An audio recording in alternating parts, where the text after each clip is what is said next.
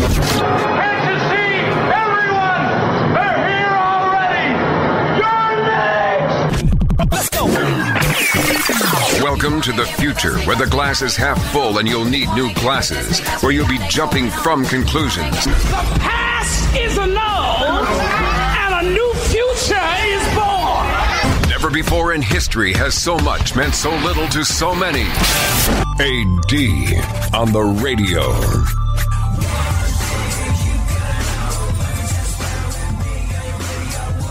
Do you think that the moment you enter a career in politics, the moment you throw your hat in the ring to become any kind of an elected official, do you think that, part of the rite of passage is having your spine surgically removed? Up until this point, you've had this thing called a backbone.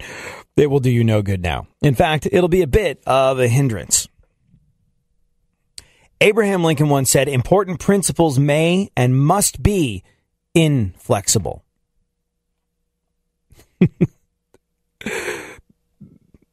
Yeah, very different picture in this day and age. It really, really is. What the hell are we talking about? All right, I'm going to read you a quote about Donald Trump. I'm going to read you a quote about Donald Trump, and you see if you can remember who's responsible for this quote. Look, his bankruptcies have crushed small businesses and the men and women who work for them. He inherited his business. He didn't create it. And whatever happened to Trump Airlines? How about Trump University? And then there's Trump Magazine and Trump Vodka and Trump Steaks and Trump Mortgage. A business genius. He is not. All right. Pretty stunning indictment of Donald Trump. Not Donald Trump's bestie in any way, shape, or form. If you're not sure who is responsible for that quote, it's the same person that said Donald Trump is a phony, a fraud. His promises are as worthless as a degree from Trump University. He's playing the members of the American public for suckers. He gets a free ride to the White House, and all we get is a lousy hat. Now, fast forward just a couple of months later, the same person said, and I quote, I had a wonderful evening with President-elect Trump.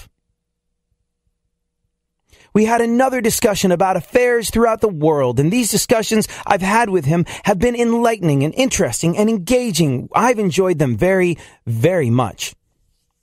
Trump is the very man who can lead us to a better future. Same guy. Same guy. Just a couple of months apart. Who is it? Do you know who it is? Funkhouser. Any idea who both of these quotes can be attributed to? All of them? Some guy that wanted to be president at some stage in the game? Mitt? Yes. Oh. Mittens Romney. Mittens Romney. Like I said, if you're entering into a career in politics, it appears to be useful to have your backbone surgically removed, if only because it makes you flexible. Like, do you break your freaking neck changing direction so fast? Now, I'm not siding with either one of Mitt's opposing viewpoints on the Donald here. I'm just pointing out the unbelievable hypocrisy. Look, you're a person of principle. I'm a person of principle. We think long and hard about who we are and what we stand for and what is right to us and what is wrong. We know where our moral compass's true north points, and we do our very best to follow it at all times. And when we are asked to deviate from it, when we are asked to compromise our principles, when we are asked to be faltering in our principles, if you're like me, you take that as a personal affront. No, these are my principles. This is who I am. This is what I stand for. And maybe you have to make sacrifices and compromises as you go through life. Look, life is about sacrifice and compromise. But what does it take? What does it take to be the kind of person that'll go up on a stage and say one of those things 1 month and then just a couple of months later? What, are we living in Bizarro world? Are you Bizarro Romney? Like, what the hell is going on? It's absolutely unthinkable. I can't imagine what it must take to be a politician and to be able to just be like, principles, schminciples. You know, Abraham Lincoln said important principles may and must be inflexible. That's what Abraham Lincoln said. And that's a guy that I look to over and over again as years go by. And maybe I'm looking at a fanciful, romanticized, mythological legend of a president. Maybe the memory of what Abraham Lincoln supposedly stood for is more of a symbol than anything else. Maybe if you dig in deep to the history books, you're going to get a little bit more of a flawed guy. But quotes like that are what I hang my hat on. And it would seem that our politicians are more interested in the work of Groucho Marx, who said, "Those are my principles. And if you don't like them, well, I have others."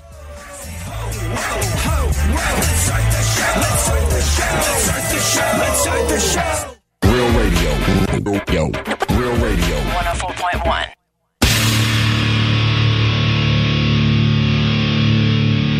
Where the left and right come together for fundamental truths. AD on the radio. On Twitter at ADSXE.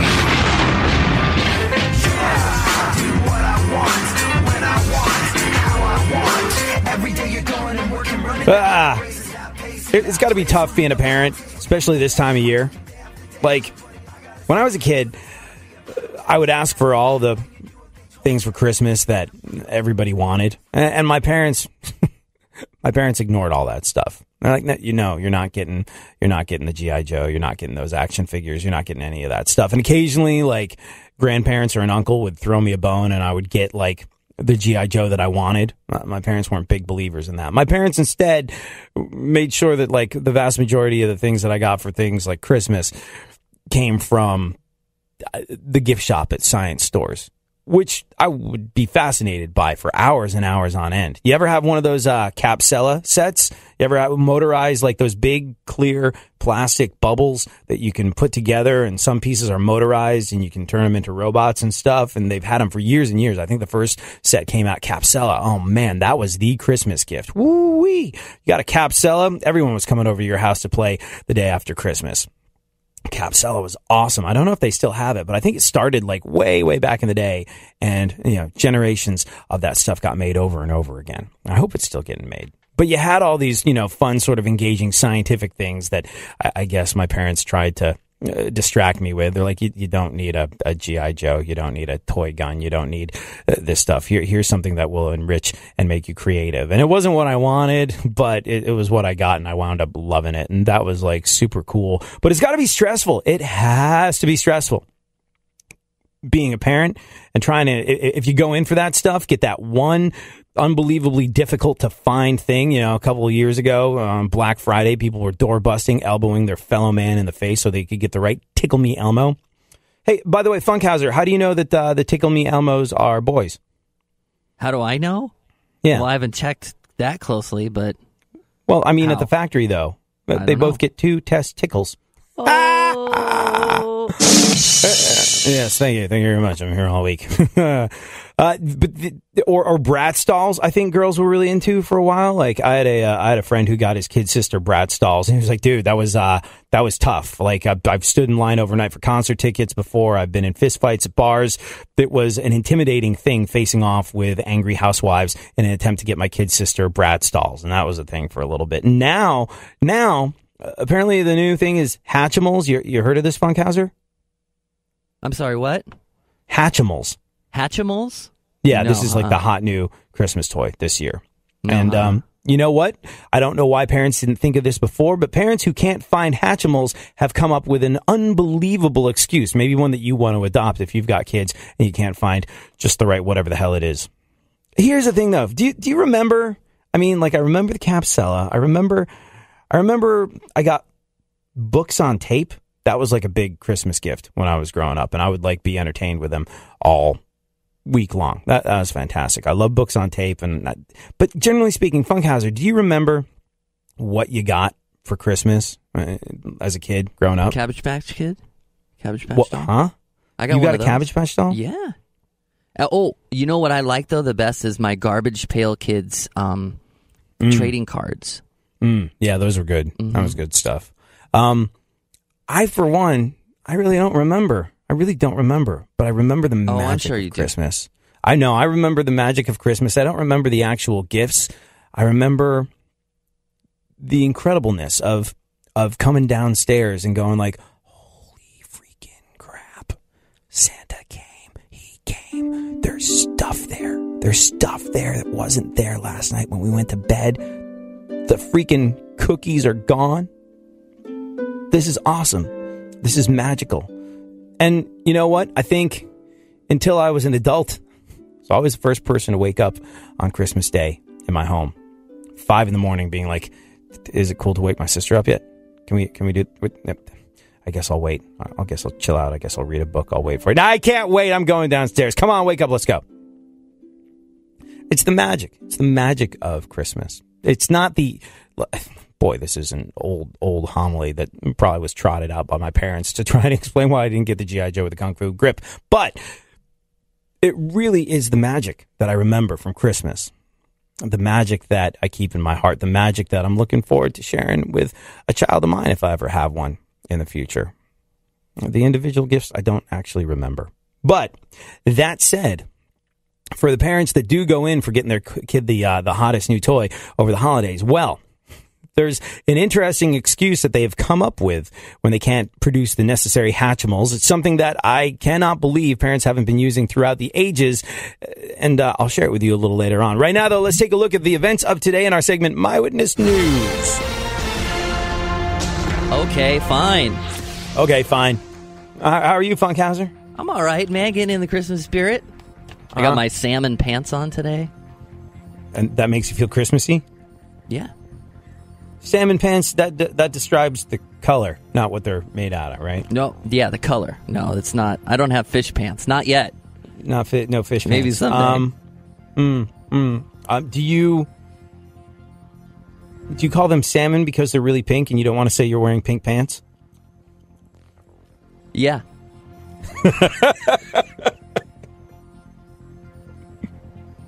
It's that lesser-known cartoon character that has the archenemy in Inspector Clouseau, the Pink Panther. That's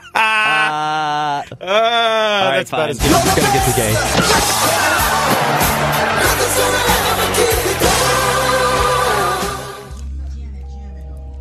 today. I guess we'll do news next. The Pink Panther. News better than salmon pants? Is news better than... Well, we'll attempt to find better news than Funkhouser's salmon pants. And when we can't find good news, we just follow bad news with a punchline. That's how we work around here.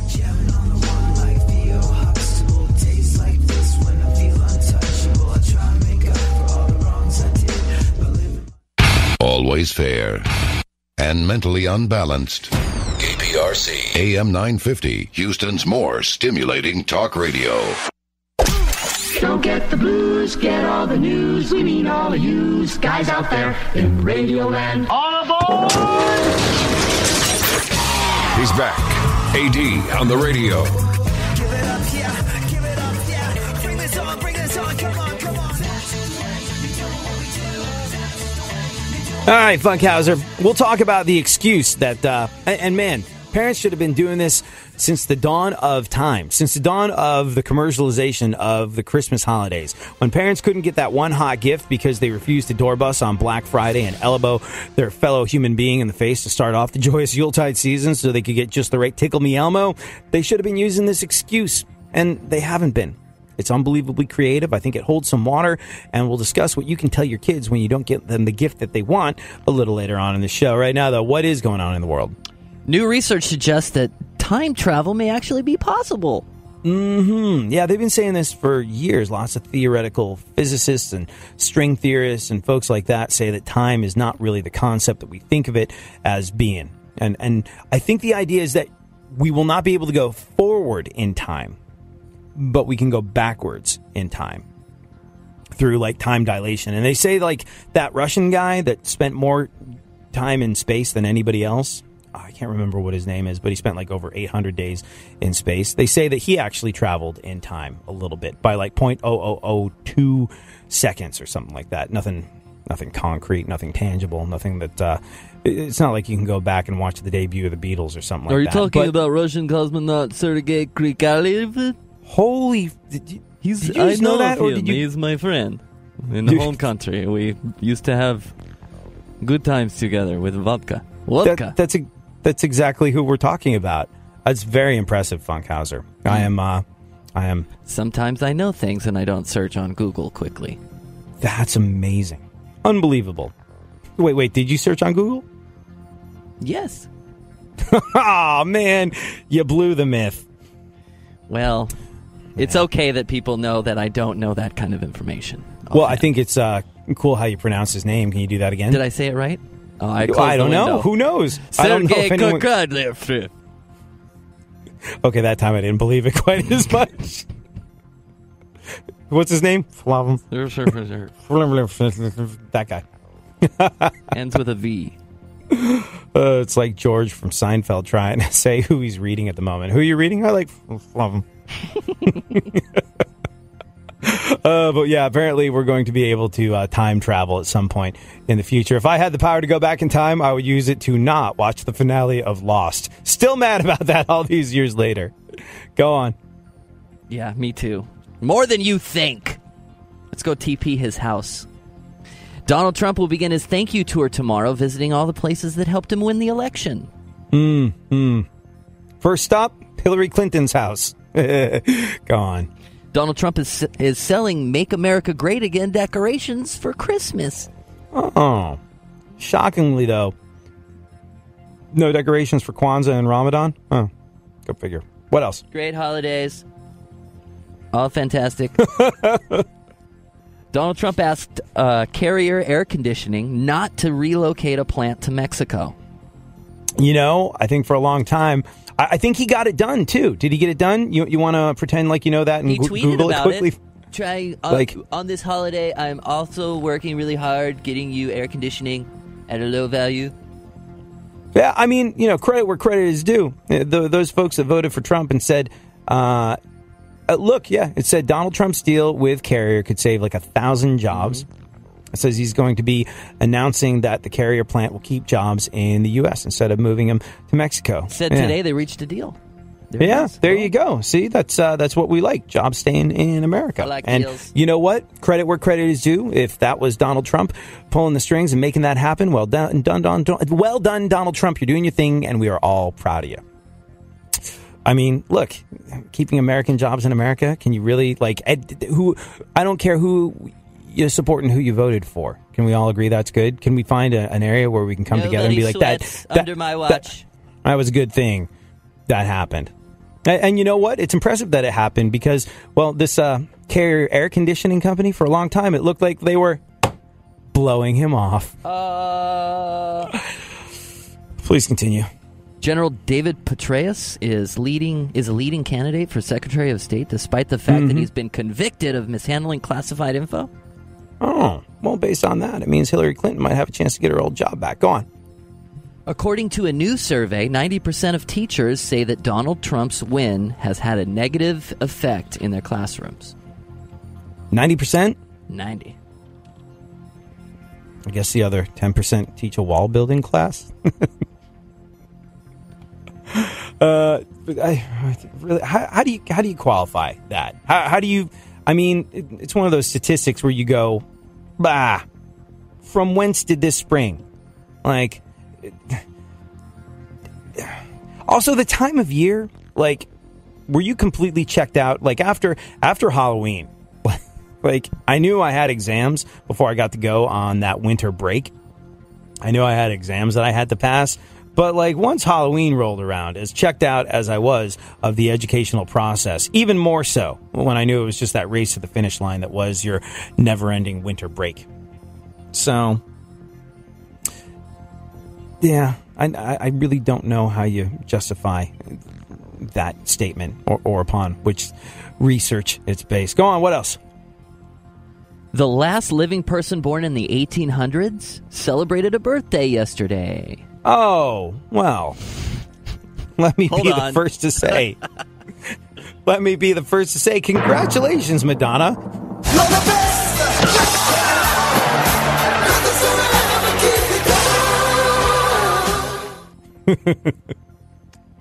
That was like a perfect football throw. Yeah, Here it comes. I see it. Yep. Yep. Perfect spiral. Touchdown. Go on.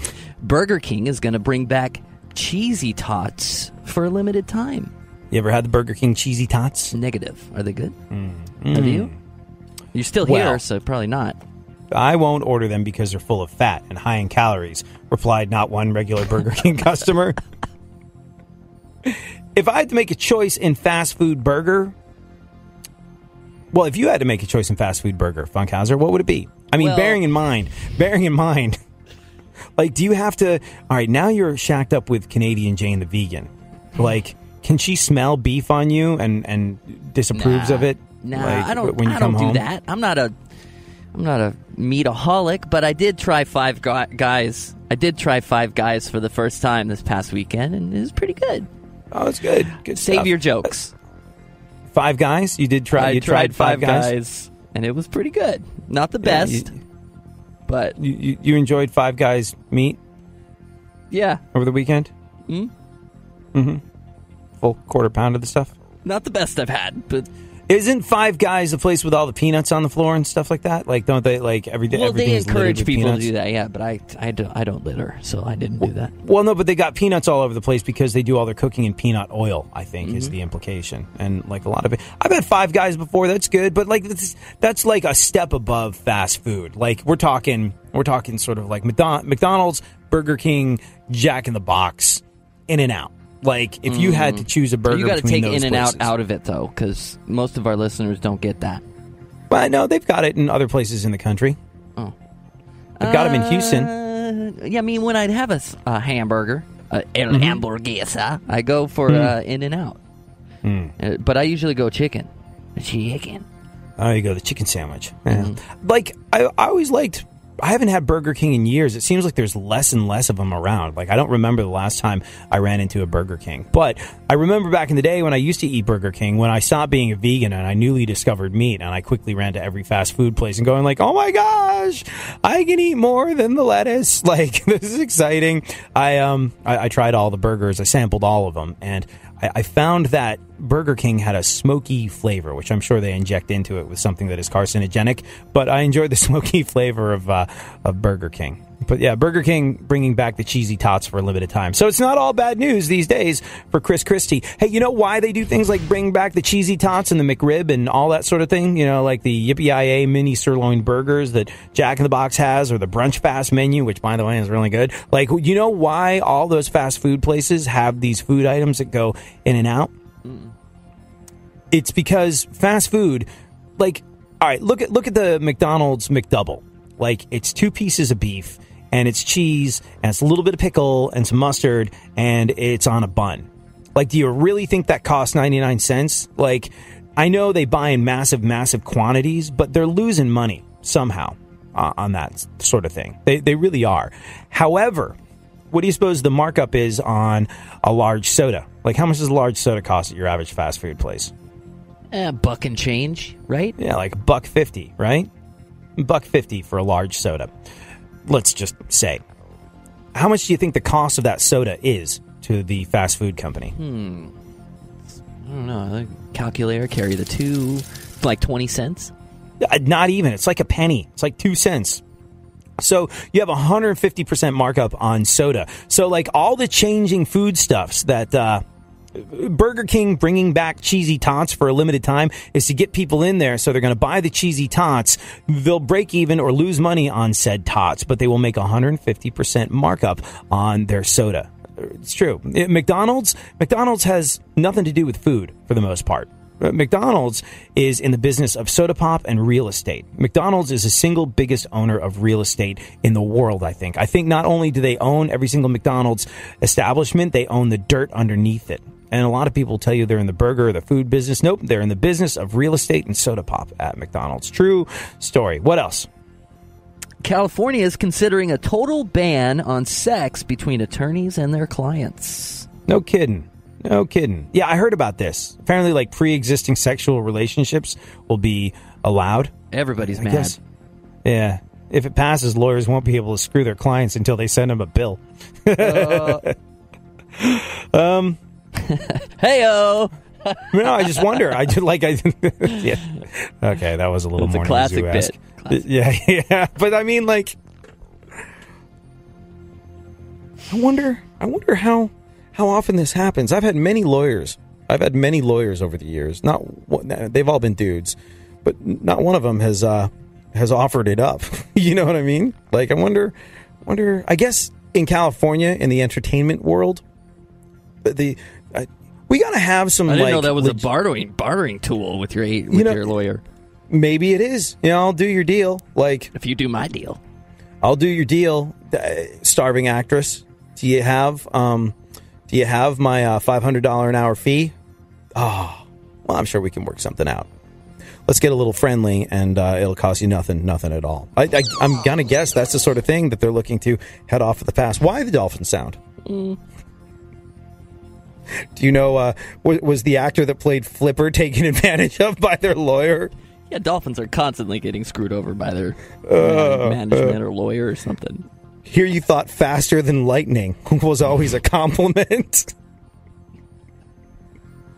Anybody that didn't grow up Flipper lost out on that joke, but to the 2% of the audience that we didn't alienate, we are now gods. What else? An 11-year-old boy in Canada reportedly stole his parents' car and took it for a ride after playing Grand Theft Auto. Do you play Grand Theft Auto? I played it once or twice. I just changed the radio stations constantly in it. Yeah. It's like 5 of them. A friend of mine had the job of programming the radio stations on Grand Theft Auto. I thought that was cool. I was like, how do you get that job? Your friend kind of sucked at it. Could have gotten better.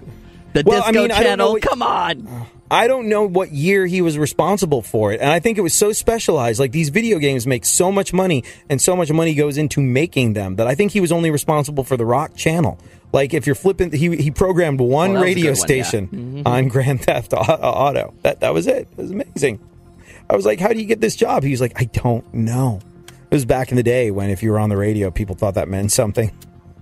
It was this dude on the radio in New York City, and some video game designer was like, I listen to you in the afternoons. Want to program a station on Grand Theft Auto? And he was like, yes, I believe that is the thing I will do. You can back the dump truck up full of money to this address, and we'll be good to go. It's crazy. Absolutely insane. But yeah, 11-year-old boy in Canada apparently stole his parents' car, took it for a ride after playing Grand Theft Auto, and blamed it on the game. Fortunately, cops got to him before he was able to kick a prostitute to death. Go on. The country of Iceland is suing a frozen food brand with the same name over trademark issues. Wow. Interesting to be sued by an entire country. Like, what happens then? Biggest case since the Democratic Republican of Lean Cuisine versus Lean Cuisine. Litigation only lasts 2 minutes. Like Flipper.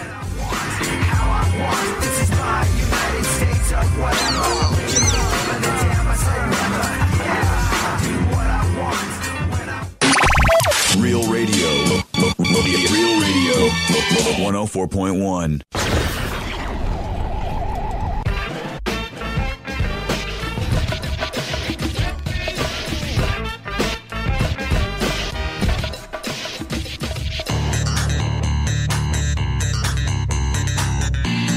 Now, more AD on the radio.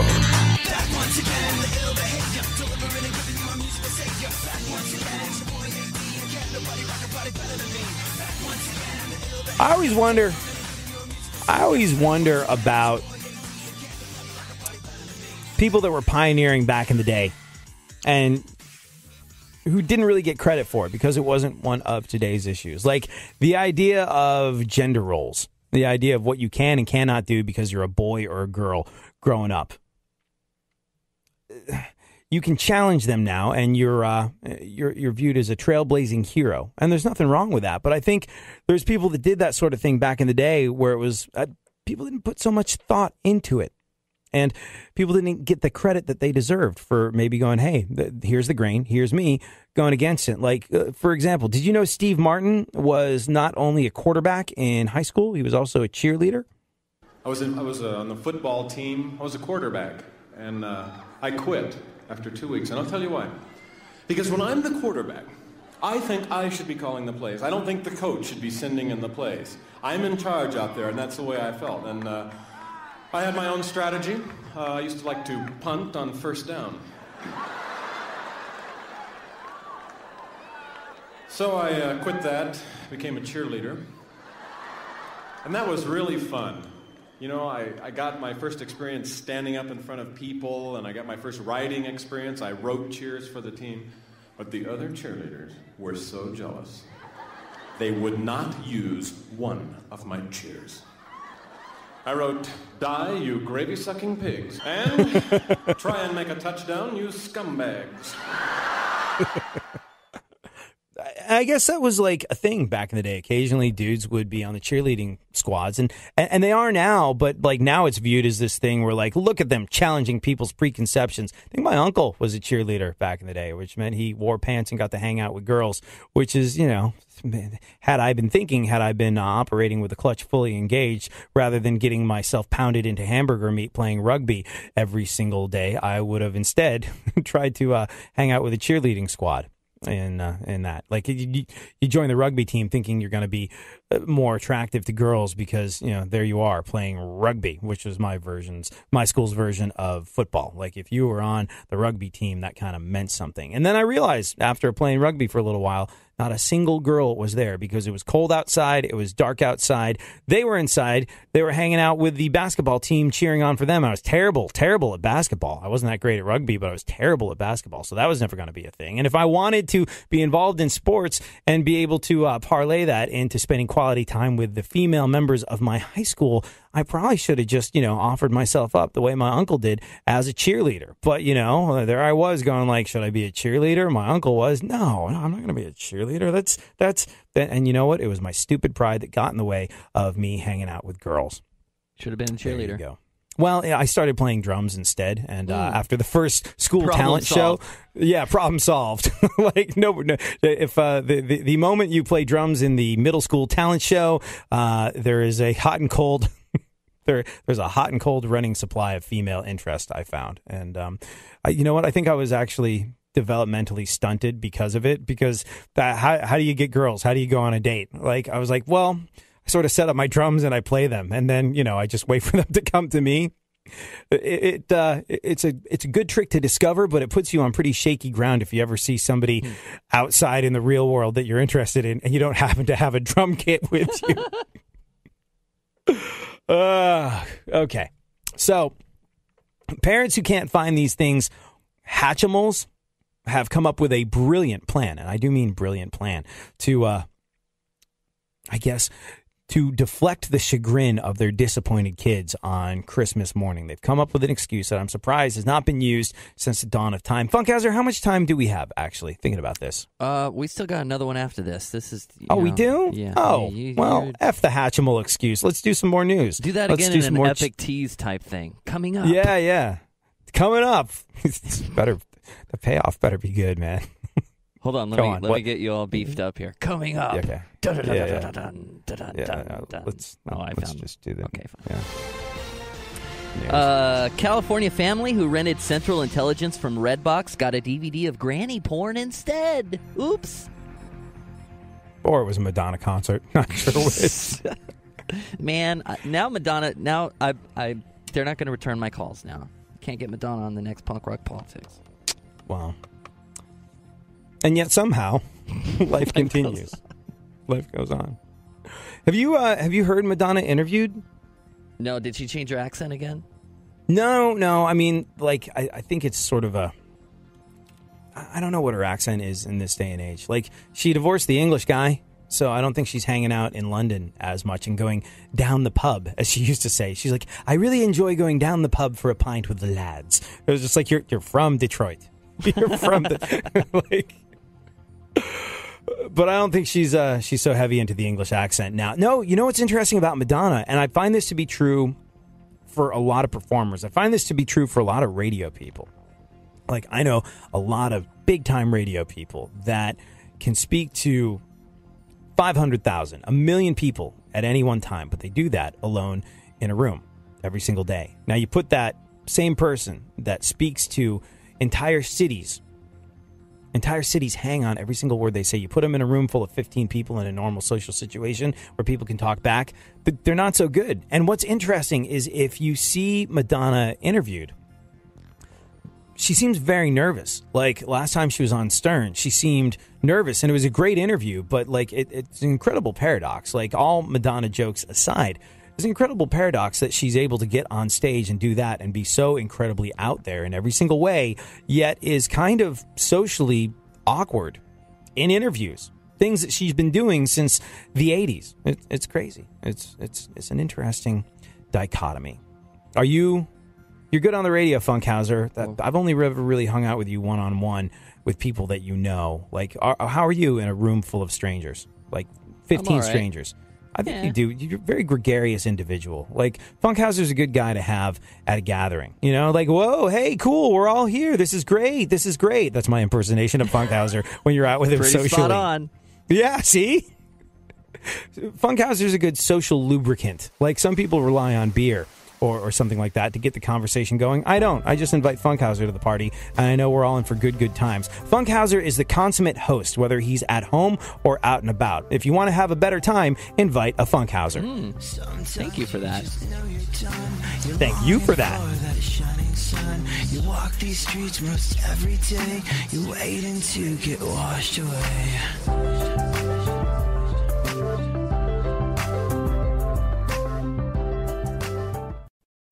Always fair and mentally unbalanced. KPRC AM 950, Houston's more stimulating talk radio. The dumbing up of America. Now, more AD on the radio. We are pacing ourselves today. The big payoff, and watch, it'll be such a non-event. The big payoff today is the excuse that parents are giving their kids at Christmas time because they can't come up with Hatchimals, because that's a hot new toy and they're sold out absolutely everywhere. Speaking of pacing oneself, you ever seen Charlie Daniels play live, Funkhouser? Me? No. Not yet. Someday. Oh my gosh. Well, I mean, he's 80, so chop, you know, like,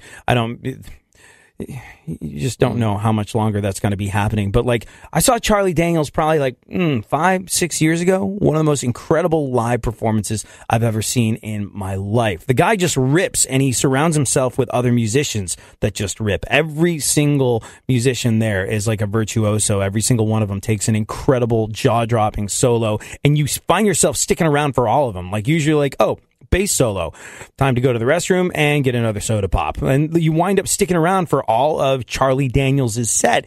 You know, so if you really want to enjoy it and you intend to drink beer or soda while you go, you should probably fit yourself with an adult diaper, similar to the way Charlie Daniels does at this stage in the game when he's trying to get through a 2.5-hour show. That was unkind. I have no information to support that comment. I do know that, well, like us, Charlie Daniels has become an expert at pacing himself. Check this out. You learn to pace your songs. That is so important. You start off like a house on fire, and then you kind of ease it down a little bit to get the middle of the set. And by the time you get to the end of the set, you want to be built up to the highest point you're going to get to. So you're carrying the crowd along emotionally. You do that by putting your songs in certain places. One out-of-place song can kill the mood. Unbelievable, right? Not only that, but listen to Charlie Daniels' voice again. I would put that right up there next to Morgan Freeman in terms of a guy that I could hear read the phone book, and I think I would find it fascinating. Let's listen again. You learn to pace your songs. That is so important. You start off like a house on fire, and then you kind of ease it down a little bit to get the middle of the set. And by the time you get to the end of the set, you want to be built up to the highest point you're going to get to. So you're carrying the crowd along emotionally. You do that by putting your songs in certain places. One out-of-place song can kill the mood. Amazing, right? Like, what a voice. Yep, that's what I think. Sounds like our friend Billy S. Gibbons. Have mercy. This is Billy S. Gibbons right here, and you're listening to AD on the radio. See, like, all right, play Billy S. Gibbons again.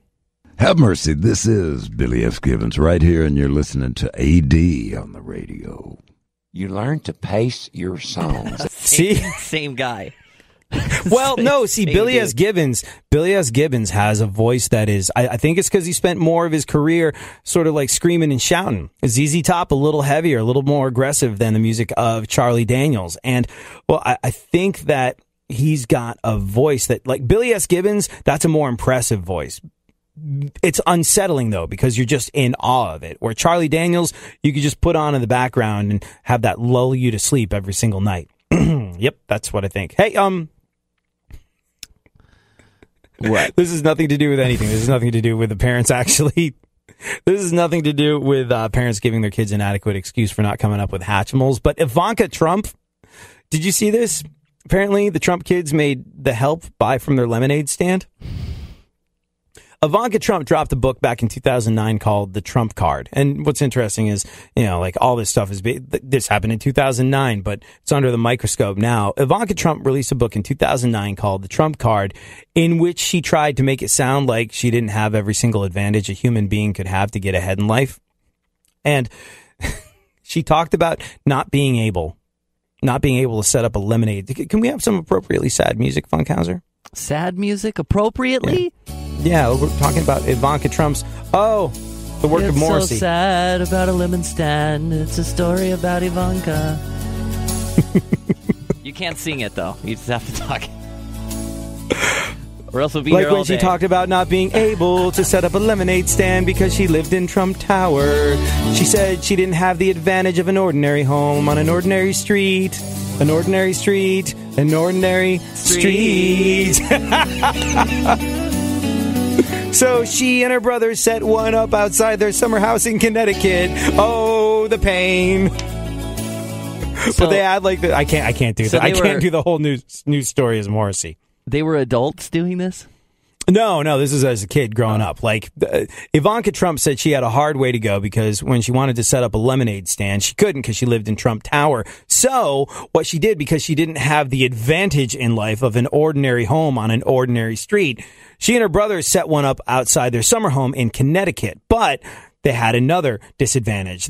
Again, the deck was unfairly stacked against the Trump kids. The neighborhood was so affluent that there was no foot traffic. There was no one walking by your driveway. Everybody's too busy floating around in their diamond-encrusted, gold-plated Learjets. So not so much.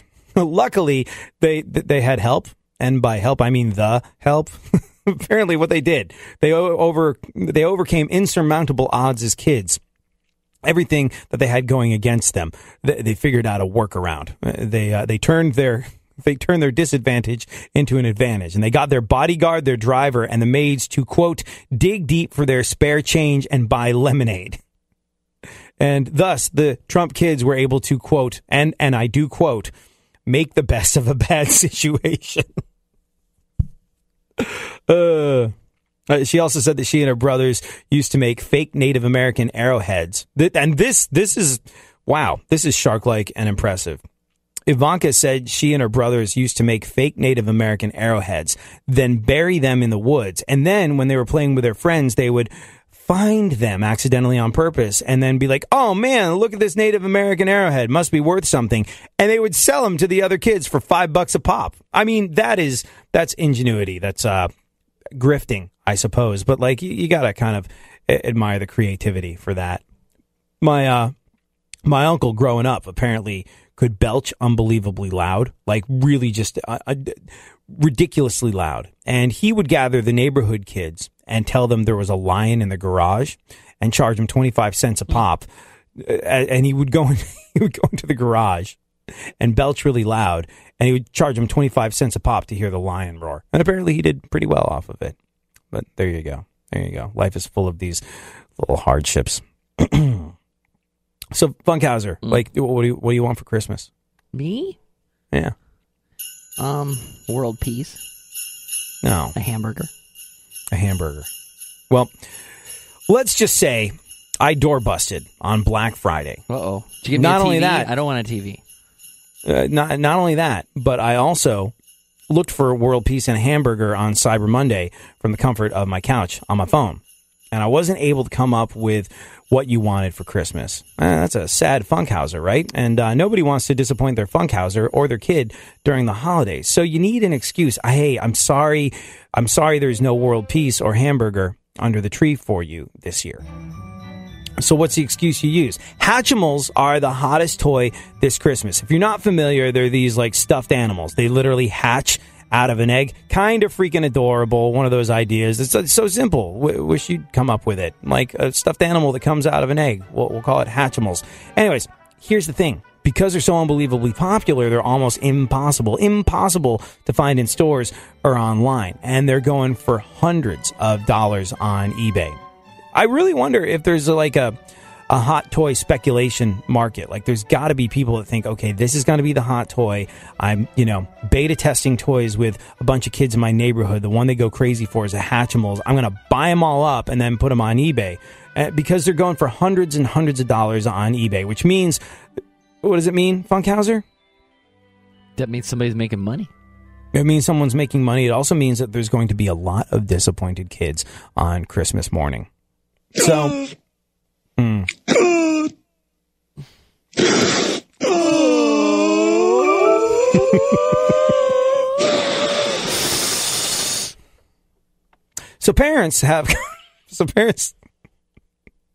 Parents have come up with a logical plan. When you can't produce the toy that your kid wanted, you blame Santa.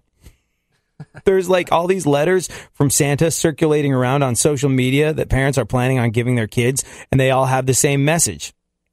The Hatchimal eggs won't be laid until January, and then you'll be able to get them. In the meantime, Santa has all the other Hatchimals, and he's bringing them to some kids, but he doesn't have enough to go around, so there's that. Really? Parents are actively vilifying Santa, saying that Santa cornered the Hatchimal market and is not giving them out to all the kids that want them. It doesn't send the best message to shift the blame and shirk responsibility. But you know what?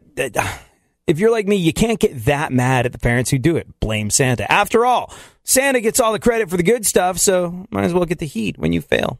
That's something that I learned in radio very early on. People come up and be like, oh, what you did that afternoon was just brilliant, and we see it in the ratings. Fantastic. Well done. You're a genius. And I'd be like, it's really not that big a deal. The guy across town did the same thing. Maybe we're running less commercials on it. I think it's the music choices. It's not necessarily me. It's just like, and then I learned really, really quickly that you're going to get the blame when things go wrong, whether it's right or not. So you might as well take the credit when things go right, whether you're responsible for it or not. Yep, that's what I think. That is my message for the joyous Yuletide season. Can't make your kid happy, blame Santa Claus. Because that guy gets the credit all year round. What do you want for Christmas? I'm the worst person to buy for. Yeah. I don't. Why don't you tell the world right now? I know, you want a CD, don't you? I would like a compact disc. No. What do you want St. Nick to bring you this holiday? Did we talk about this on the air or off the air? Like, this radio show really is a representation of real life. It's just buddies hanging out doing what they do, I think. And so I'm not sure. I lose track of what we've talked about on the air and off the air. But for the longest time, people were like, what do you want for Christmas? And I'm like, well, my car is from 2001 and it has a tape deck in it. So there's that. And of course, no one's getting you a car for Christmas. And I wouldn't ask for a car for Christmas. But all the things that I've needed in the past have been kind of big things. And I can't even ask for a car for Christmas. The 2001 with a tape deck in it went to car heaven a little while ago. It voted in the last election, and then that was all she wrote. I was driving down the freeway, and all of a sudden it just sort of every single check engine light comes on and a puff of smoke comes out of it. And Houston, we have a problem. Yeah, we did have a problem. And I think I paid $200 to get it towed to the nearest garage that was open because it was a Saturday. And they were like, well, we're about to close. We can't fix it, but we can tell you what's wrong with it. And I was like, yeah. They're like, it'll cost you $50 though. I'm like, fine. Just, fine. $50 this to car find out? Yeah. It could be on its last legs. And I need to know because if this is it, if this is the moment that Give we've it to me straight, been waiting Doc. for. And yeah, exactly. I got to go now. I got to know now because I got to go get a new car. And that was it. I think it was the crankshaft. The engine was completely locked up. It would never move again. And he was like, it's just, $3,500 or so for a new engine. I was just like, do you see how many miles are on that thing? He was like, over 200,000. I was like, and the odometer's been broken for the last couple of years. Like, I put $3,000 into this. It was that moment. I promised myself when I got this car that I would drive it into the ground. Kind of a nicer car, kind of maybe a car that I couldn't afford at the time, but a car that made me feel good. And the deal I made myself was I would get the very most that I could out of it. And I did for years and years and years. And the 01 with the tape deck had a good run and is now in car heaven. So I went out and got myself a new Jeep at San Diego Chrysler Dodge Jeep Ram in Mission Valley, who have not given us any money for this show, but we'll throw them a freaking bone. And you know what? I'm really happy. I miss the 02 or the 01 with the tape deck, but Bluetooth City. Yeah, now I have windshield wipers that work, and that helps when you're driving through the rain, so it's good times. Merry Christmas to all of us. God bless us, one and all. Feel like it's cool to turn the other cheek and give people the benefit of the doubt even when they don't deserve it.